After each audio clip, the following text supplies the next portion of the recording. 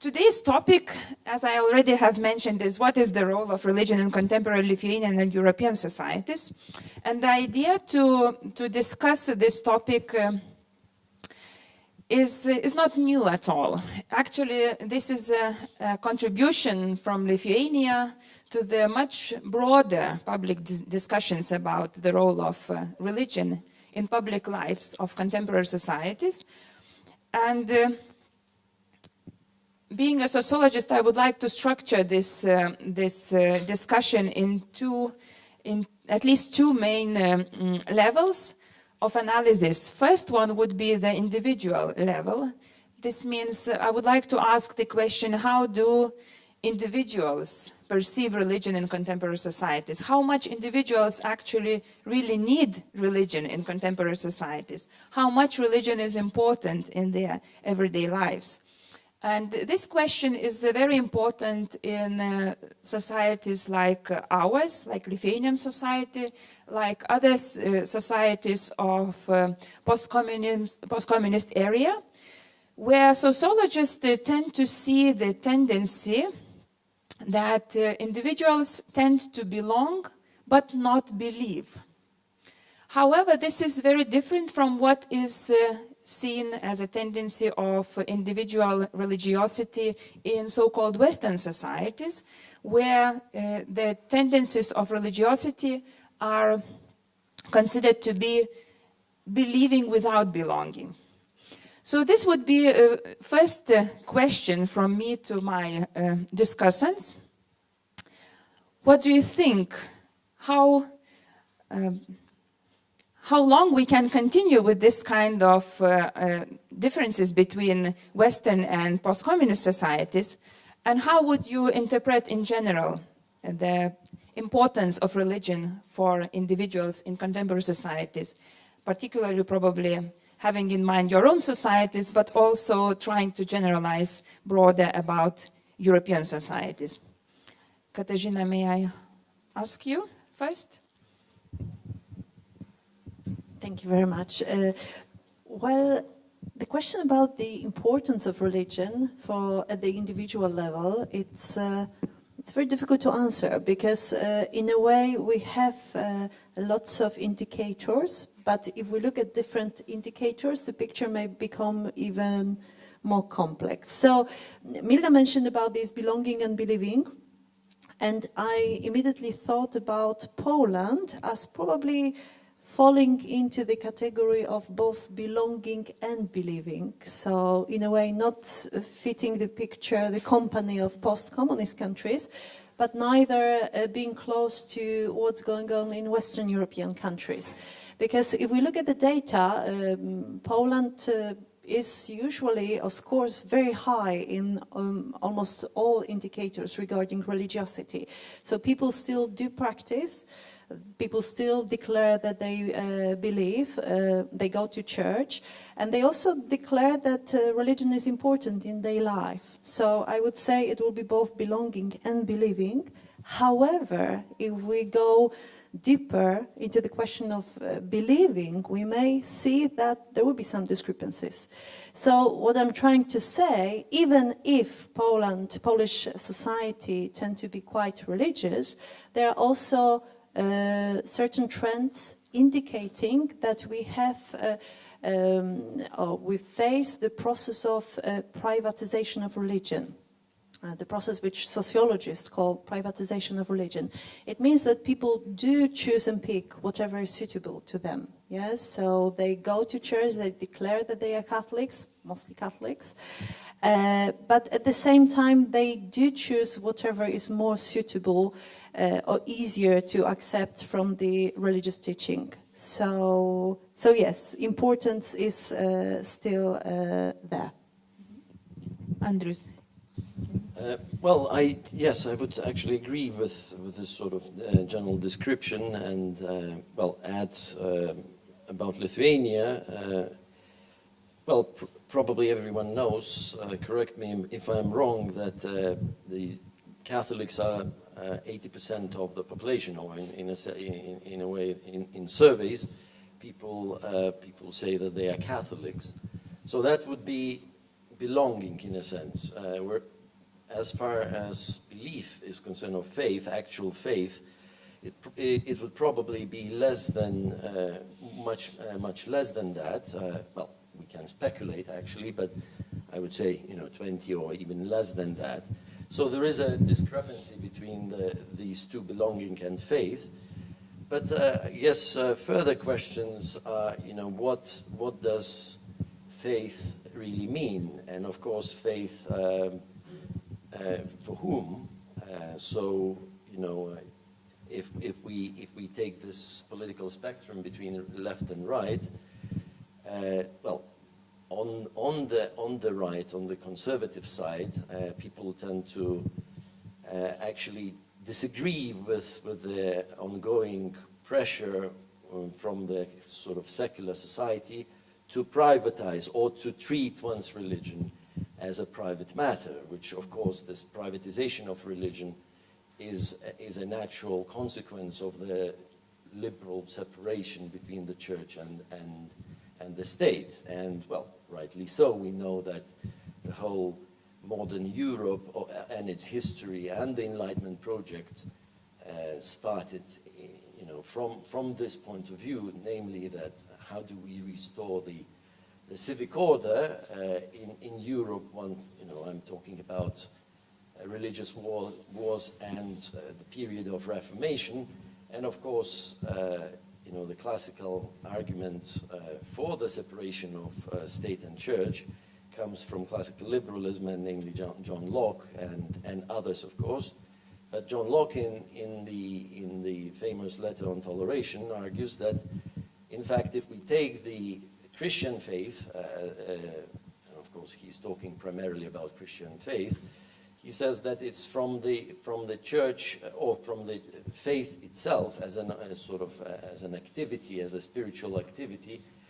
It follows that the state, the church and the state should be separated. In which sense? Well, because the function of the state is to protect civil rights, and he says the state uses this means of, and I quote, sword and fire, right? So there is an inevitable element of force in the functioning of the state, right? Whereas this cannot be applied to the church, if it aims to be an authentic church, right? So he argues that the religious the toleration of religion, or religious toleration, stems from Christianity itself, because the function of the church is very much different, or the community of faith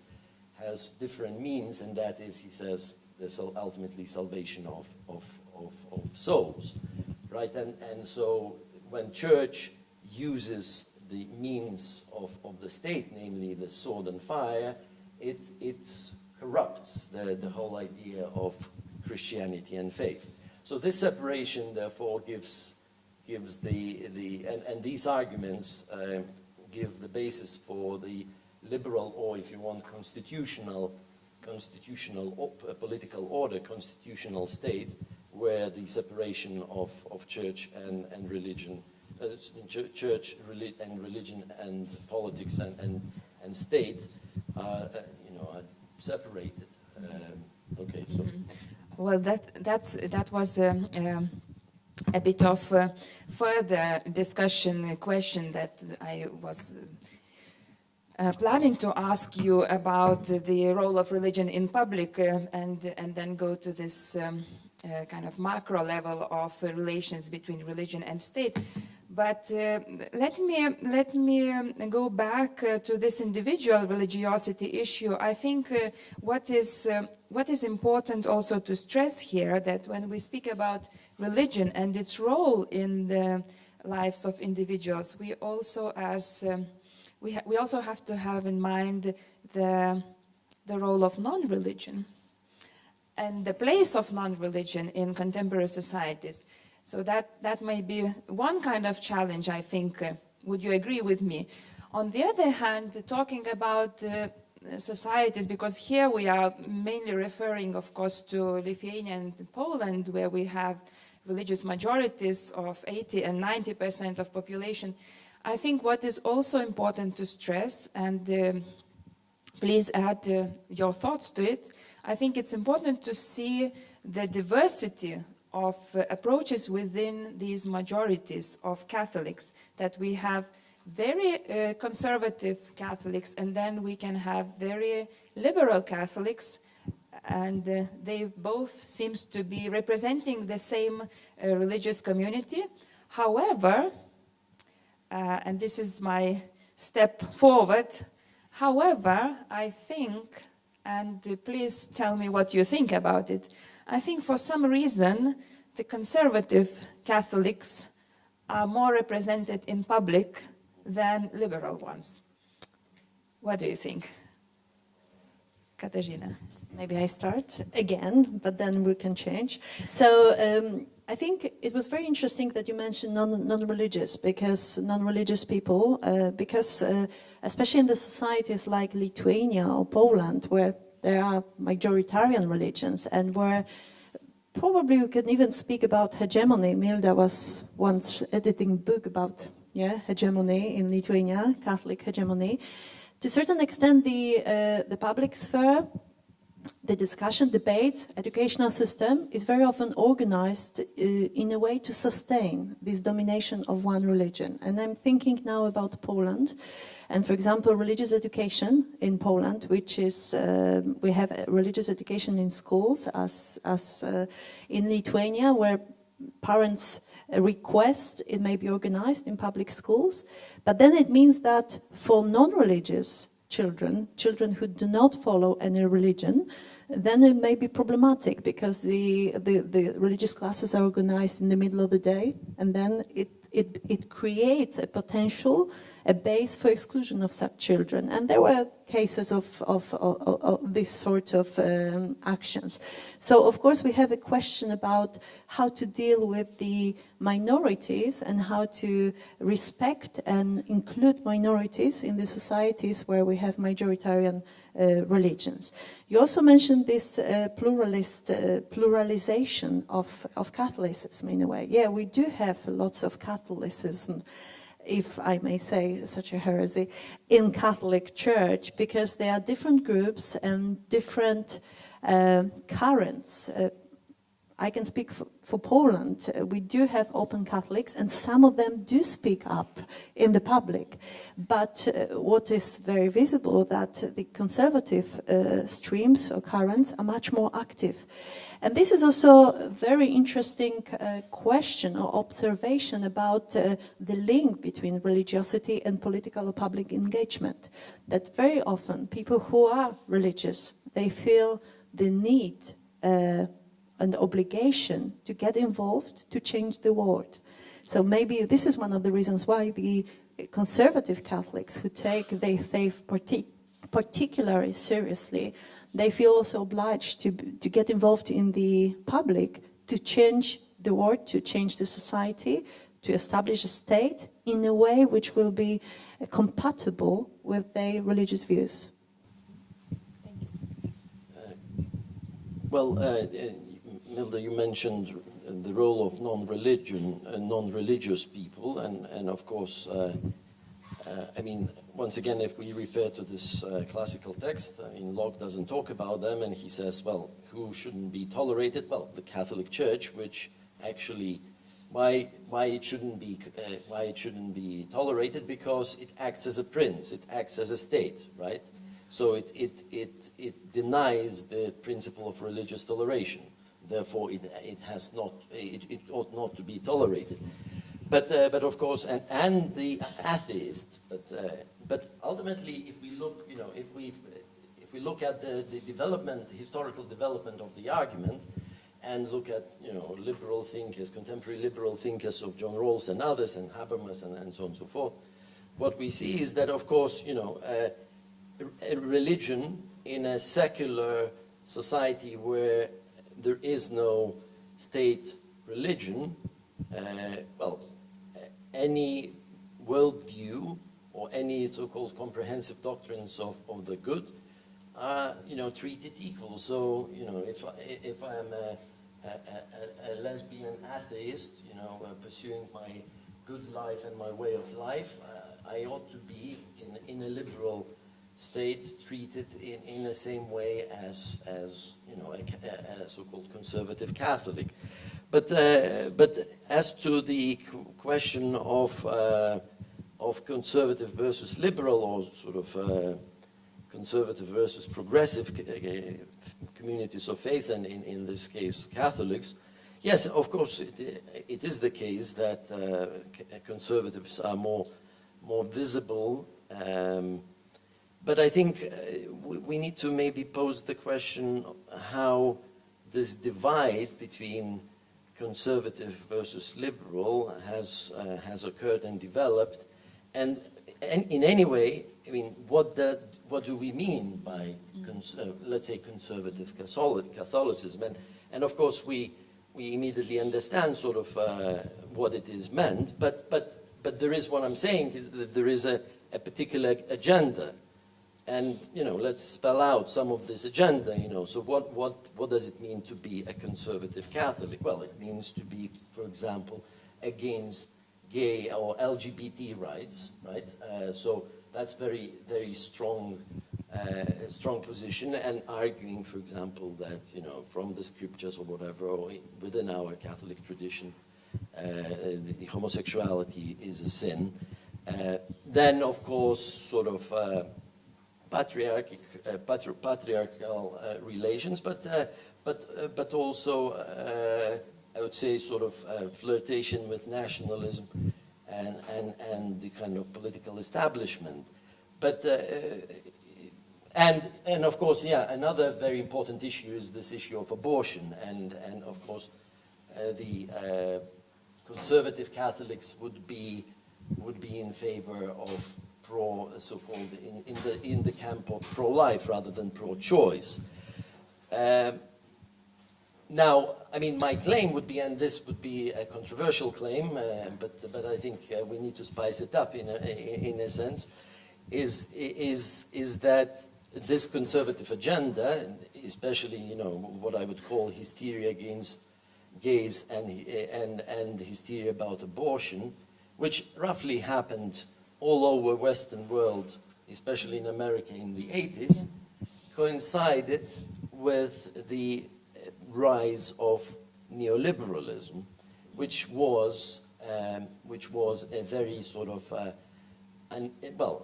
elitist project, which ultimately, the project of privatization, busting unions, and so on and so forth, which over the past 50 years created massive inequalities. Right. And of course, conservatives were in favor, first and foremost, Thatcher, Reagan, and others who followed them, were in favor of these policies. And how can you win elections with this kind of economic policy, right? So in a sense, the policies which are useful only for the minority of rich economic elites, and therefore, hence the flirtation of the right with this sort of conservative agenda, and suddenly, 10 years later, all these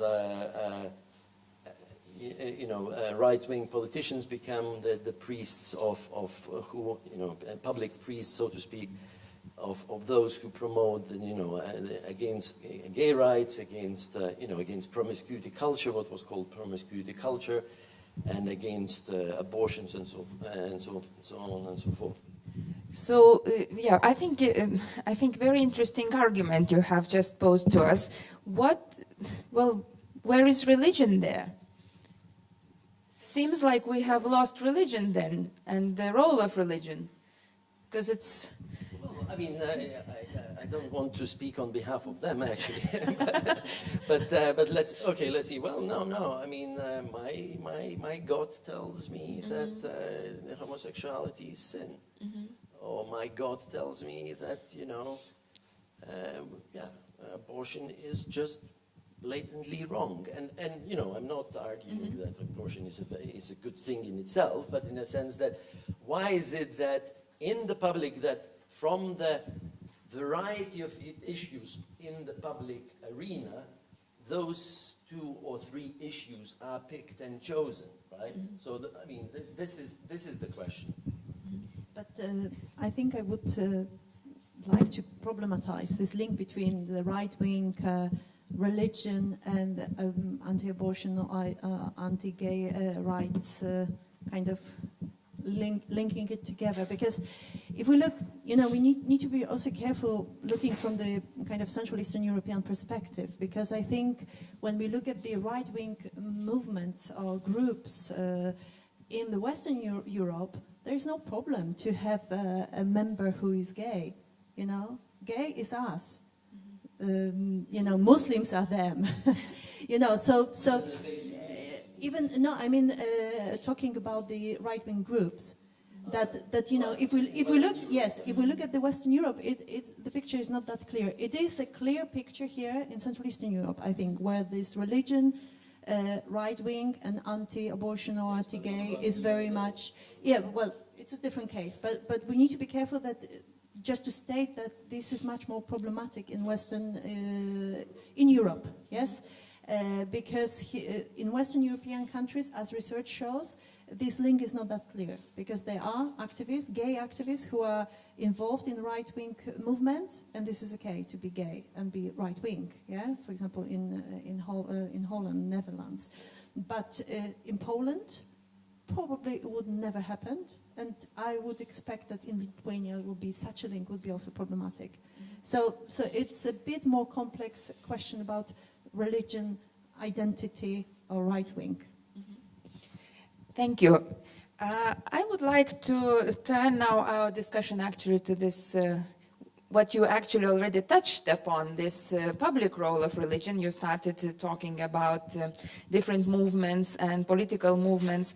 Let's turn to this level, which is, I think, a very interesting one. And when you started talking about sins, it immediately reminded me of Rocco Buttiglione and his stance towards LGBT people and his individual religious attitudes, which were provided to all listeners in the European Parliament, and showing his views, which were very kind of religious views, religiously grounded views.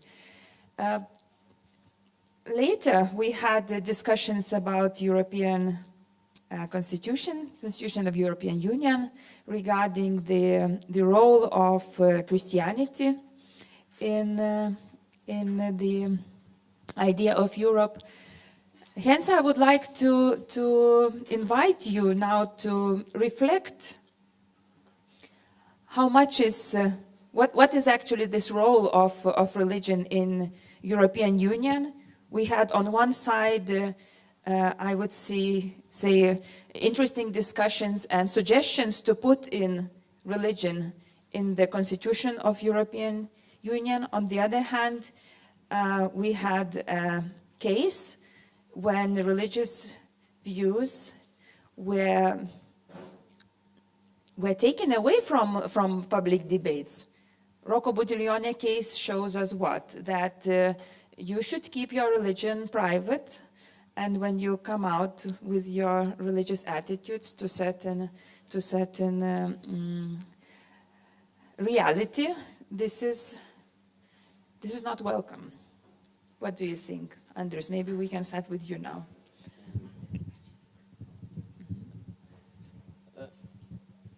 Well, I mean, let's see what this case of Rocco Buttiglione, an Italian politician, who, I mean, some of you may not know this, but he was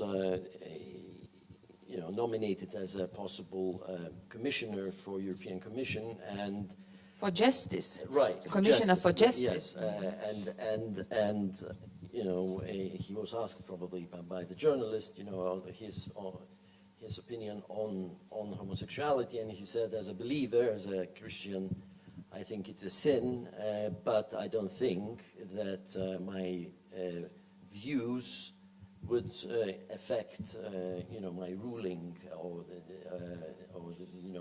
the policies and so on, right? So, and of course, then when he didn't get the, because there was a campaign within the European Parliament, people, especially the center left and left, argued against his nomination, and he didn't get the job, right? So, and then I think there was a sort of semi-nasty exchange between the sides, and he said something, I don't remember exact wording, but he was actually saying that in Europe we have now this sort of liberal totalitarianism or whatever, the term which has been used in this country as well.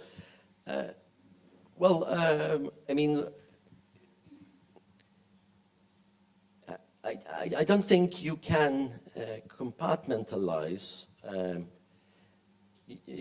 so easily. So if I do believe that homosexuality is sin, how can I compartmentalize when in office this belief, in a sense, so I would be on the side of those who would argue that probably in a secular political project, which the European Union is an example, a prime example,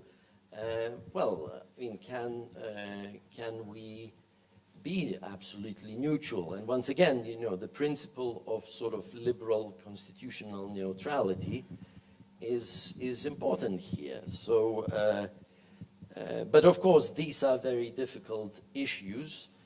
As to the Christianity in European constitution, I actually don't have an opinion on, or sort of strong opinion on that, because, well, in a sense, if we say that European Union is, or the project of European integration is a sort of tries to also take in the European culture, of course, the heritage of this culture is Christianity, so you cannot deny that. So, but of course there are these different groups, and the religious right would argue that we have to emphasize stronger that Europe without Christianity is not Europe. But of course there is another element of European integration and European culture, and that is the Enlightenment, and it is a fully secular project. So there are these two cultural heritages going on, and of course, well, it's an ongoing debate, I would say. Katarzyna. I think, Milda, you mentioned, I think, two separated to a certain extent issues. The first one is a question about role of religious beliefs in the public sphere, and how the politicians who are religious, how they should act. Where is the role of their religious beliefs? And there are different schools, I would say, on that. You mentioned roles, and also Habermas was developing these arguments, saying that, well, in civil society, in this the sphere where we disagree, where we argue, fine, we can use the religious arguments, we can use our religious identities, but when we enter the formal sphere of public, formal part of public sphere, for example, parliament or court, we should forget, or maybe not forget, but be able to translate our religious beliefs, our religious arguments into the secular language. And the justification is that in multicultural, in pluralistic societies, not everyone is able to understand the religious arguments. So therefore, we cannot expect someone to follow the law, which is, for example, passed, or reflect the religious convictions. Because if someone is non-believer, to give a very simple example, it would be difficult to understand the religious justification, for example, regarding the ban on abortion.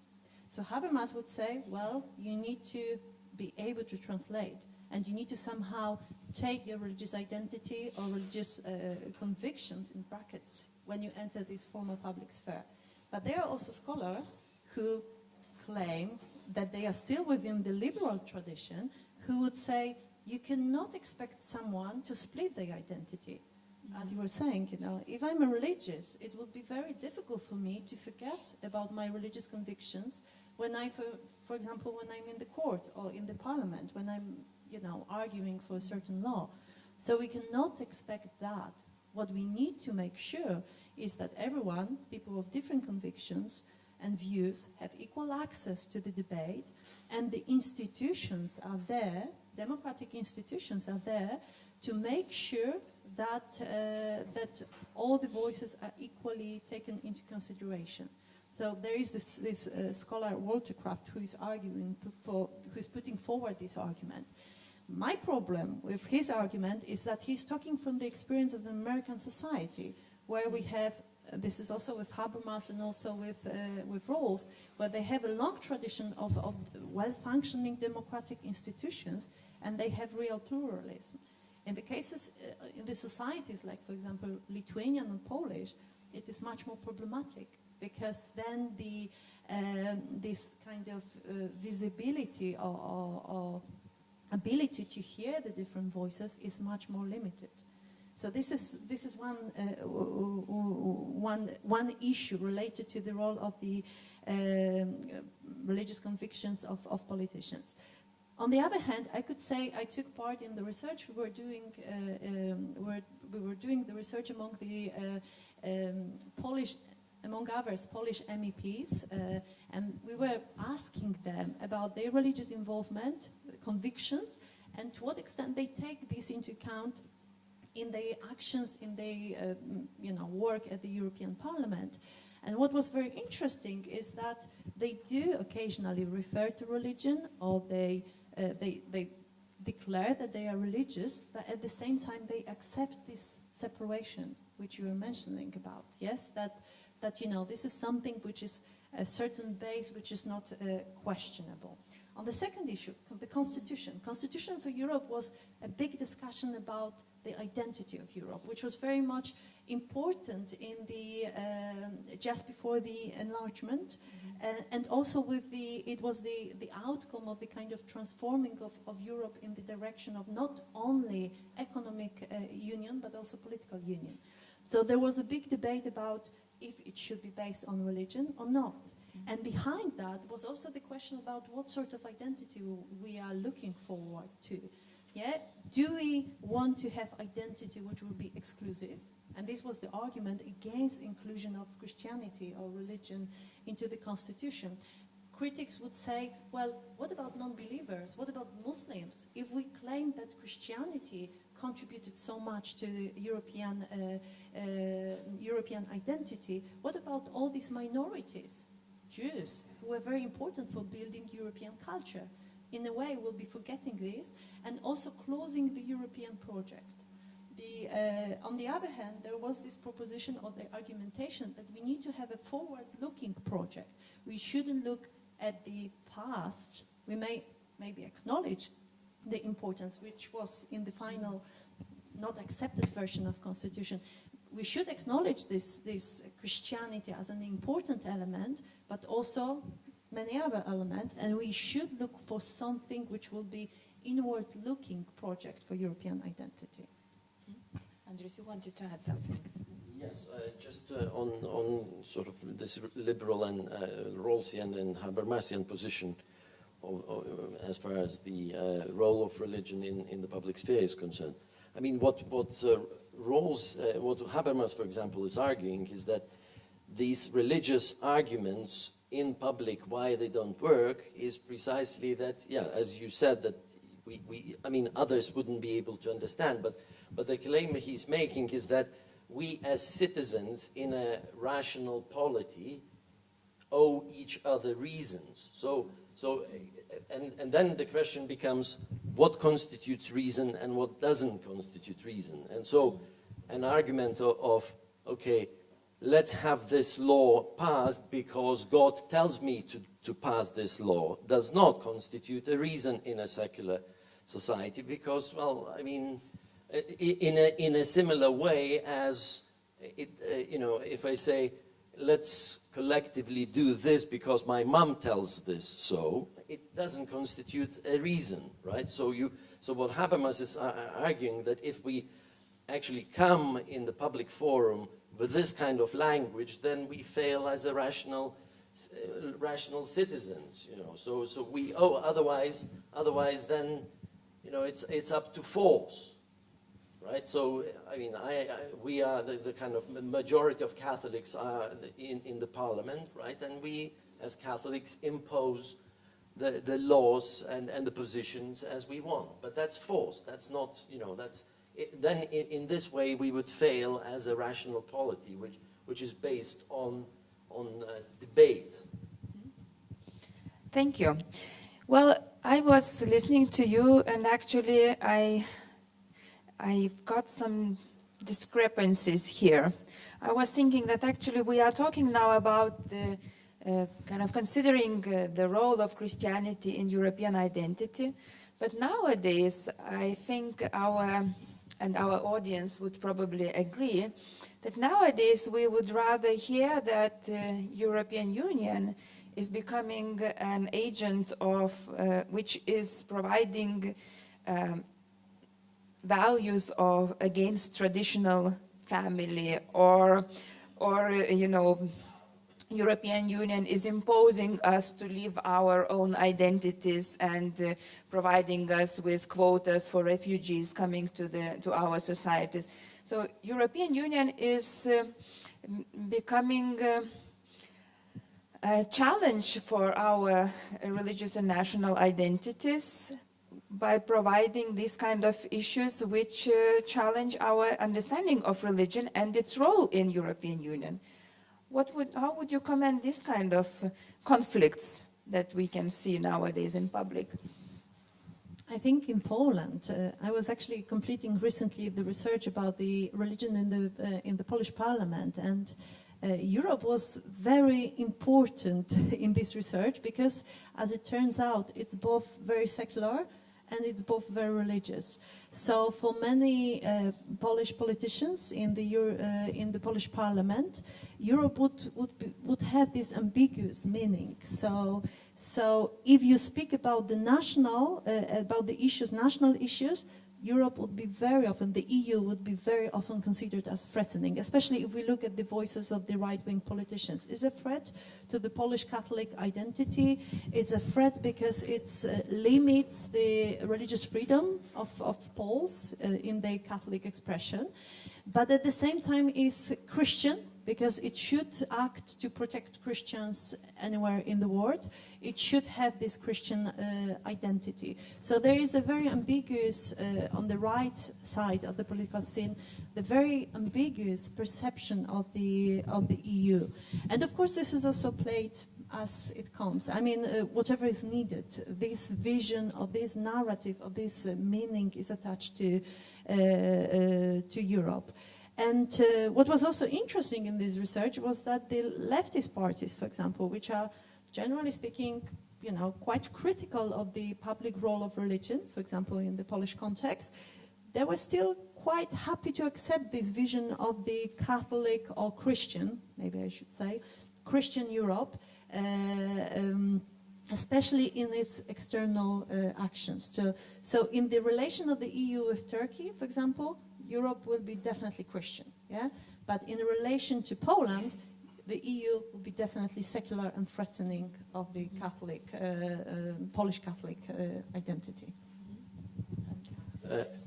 Well, yes, I mean, I would say that Europe is, as a concept, but also as a political arena, is a battleground of ideas, and of course, there are these different and conflicting positions, you know, Christianity and as I said, the Enlightenment project, which is secular, and so, you know, yes, so it could. I mean, I agree that there is a apparent contradiction, but I mean, maybe one way of resolving this issue is to sort of reinterpret what Christianity means to us, and I think the current trend of, you know, church leaders, I mean, let's say in the Anglican within the Anglican Church, or the current Pope, within the Catholic Church, they sort of, they push towards this, they want to, I think my argument would be that we see, and from my point of view, positive development, that there is this move away from this, hyper-conservative agenda, and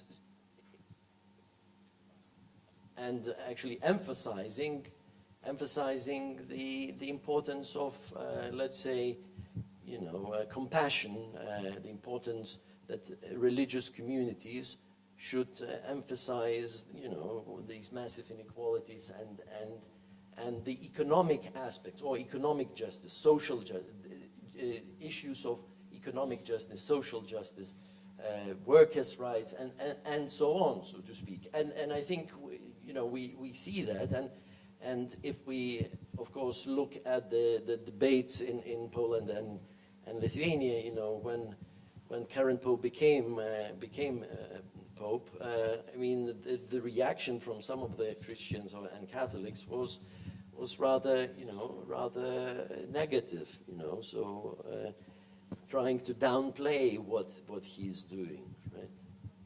I think this is a very interesting issue which you just started, because particularly, Poland is very much against the refugees, and we have this refugee hysteria, I would say, especially taking into account that we don't really have refugees, despite of what our Prime Minister was claiming, that we accepted so many from Ukraine. And this is very interesting because on one hand, the Roman Catholic Church in Poland has a very important also public role, but on this particular issue, it doesn't work, I would say, this influence, because the bishops, the authorities, the religious authorities, Catholic authorities in Poland were very much stressing the need to be solidar with the refugees, to open the humanitarian channels and corridors, and somehow the bishops were calling the politicians to kind of, to think about this, to open Poland to refugees, but then it didn't work. In this particular case, it didn't work. So it was very interesting to see in a way, the recent clashes between the church. Well, clashes is maybe too strong word, but disagreement between the bishops and the Polish politicians. In this particular case. Who are actually right now in power, in this particular case. So it will be very interesting to see how it will be developing. And of course, the calls or the statements from the Pope were basically ignored by the most of the Catholics in Poland. But you mean mainly politicians? The bishops, the bishops were replying to these calls by Pope. Yes, yes. The bishops, the official part of the church is very much calling for need to help. But what was also the research showed, actually conducted by our colleague, that the ordinary priests were much more resistant to that. So the views and opinions among the ordinary priests were kind of far away from the official standpoint of the Polish bishops. So how much do you think religion actually played the role there? Was it the religion of refugees, I mean? I think very much. If you look at the map of the Muslim population in Europe, you can clearly see the border between Poland and Germany. Yeah, so usually the west of that you have a kind of darker color indicating that there is a certain percentage of the population which are Muslims in those countries. Yeah, from Polish-German border eastward, there is like insignificant numbers really. But actually these countries which do not have Muslim population were much more, the most kind of panicking about the prospect of accepting refugees. And of course the religious identity played a crucial role. And of course in Poland it was very much politicized because it was this famous debate. The refugee crisis started just before the elections, which was won by Law and Justice. And the Law and Justice, especially Mr. Kaczyński, was very much building this distinction between us and them, Muslims who are threatening, who will be killing raping, and so on, so on. So I think, and from the polls, you can clearly see from that moment how the resistance and the negative attitudes towards the refugees are starting to grow.